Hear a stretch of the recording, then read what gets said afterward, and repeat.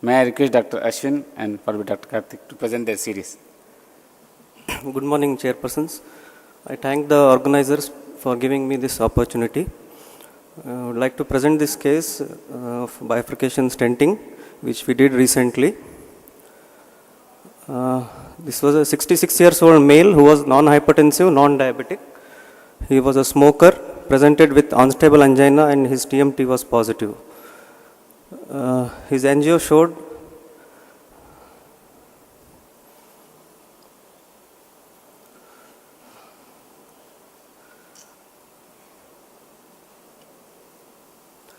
a bifurcation lesion, as you can see.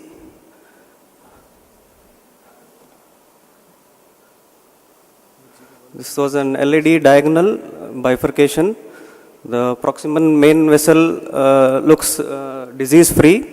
The distal main vessel showed stenosis there, and the side branch osteal some disease, and there is some proximal side branch disease also. So this fits into Medina class 011 type. So our plan was to go ahead with bifurcation stenting. We approached from right femoral approach. 7F launcher guiding catheter was selected, and both the vessels were wired. Before going, we wanted to objectively measure the significance of diagonal disease. So FFR was done to the diagonal, which showed very significant lesion with the value of 0.6. So with this, we went ahead with two vessel stenting strategy. Initially, we tried to deploy the stent in the diagonal. We took 2.5 into 23 mm drug-eluting stent. This is the stent being deployed.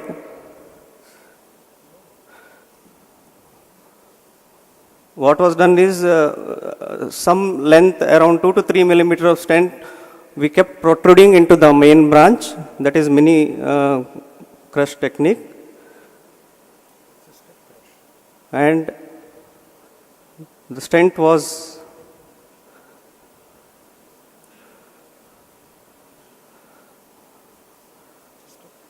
crushed with 3 into 12 non-compliant balloon in the main branch as shown.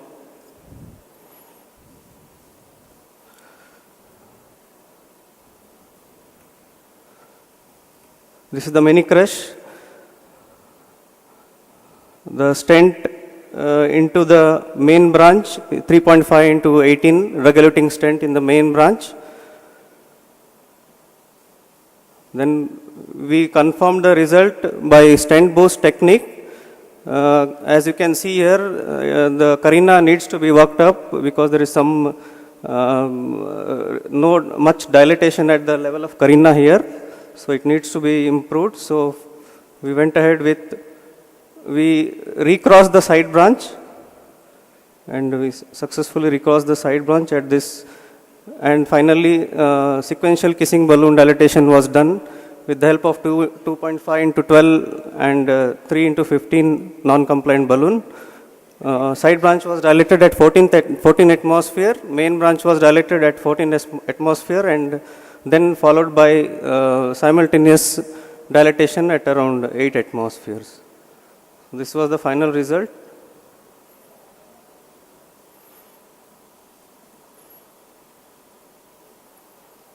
So this was a fairly good result which we got. This is another view showing final result. So what are the takeaways from this case? We should analyze the bifurcation lesion on coronary angiogram. Critical analysis is required, and we should plan for side branch stenting to get good results. Bifurcation stenting with modified mini crush technique can be done with 6 French system, and side branch access is relatively easy in this technique, and metal concentration at the carina is less in this technique with good immediate result and less chance of restenosis in the long-term follow-up. FFR and stent boost were used in this technique, and these are cost-effective tools for better outcome in such type of cases. So lighter way, if you get a crush, you should kiss, and if you kiss, you should do it well. Thank you for this. The only concern is you can't kiss too long.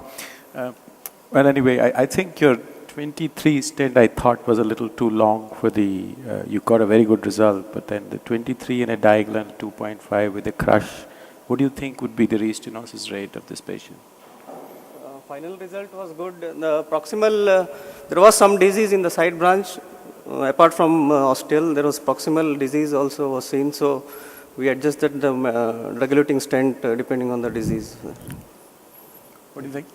See, if you call it 011, then you could have finished with a V stent, and that would have been much easier and quicker, and you would have got away with it. If this was probably described as a step crush, if you actually do it with a 6 French guiding system, but you had a 7 French, you need not have taken a balloon first, and you could have done it directly